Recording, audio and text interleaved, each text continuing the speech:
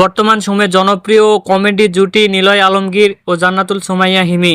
দিন দিন বাংলা নাটকের জনপ্রিয়তা বেড়েই চলেছে। সেই ধারাবাহিকতায় আবারও নতুন নাটক নিয়ে হাজির হয়েছেন জনপ্রিয় এই জুটি।